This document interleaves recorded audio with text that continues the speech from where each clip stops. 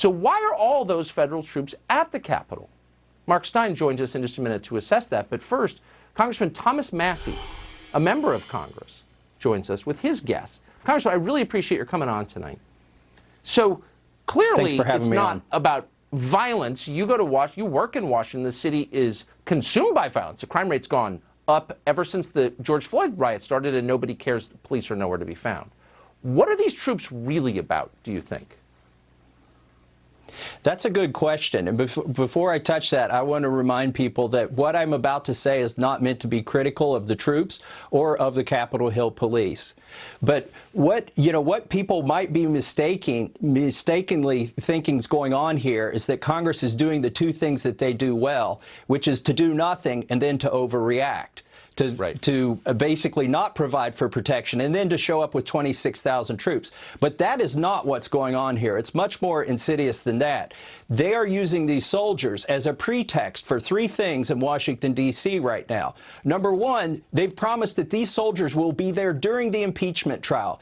You see, the impeachment trial in the Senate is unconstitutional, but unless they give you the impression that Donald Trump created something that's still going on, then there's no reason to have an impeachment trial. So they want the soldiers there for that. The other thing that's going on is some of my Democratic colleagues want to expel Republican members in the House and the Senate for merely objecting to things on the House floor. They're saying they're seditionists.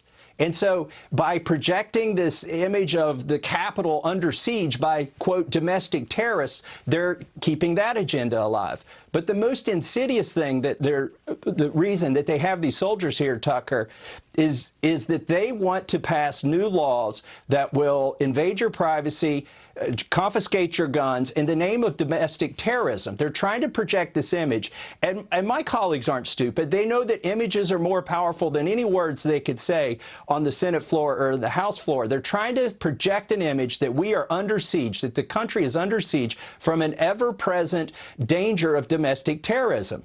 But here's what's ridiculous. Their definition of domestic terrorism is so broad now that it includes the actual guardsmen who are there to protect them. My colleagues have whipped themselves into a state of fear and paranoia. Very quickly, I know a lot of your colleagues in the Republican conference are we're all for the troops, but they want to send them to, invade Iran or whatever. Why has nobody stood up and made the obvious point? This is about political power. The troops in our country's capital, please make them leave immediately. Why aren't Republicans saying that? Well, this may be the next forever war. Look, 9/11 was used as the pretext to grab civil liberties and to deploy troops around the globe when they're still not back, and they do need to come back. But now we've got more troops deployed in our nation's capital than we do those two countries.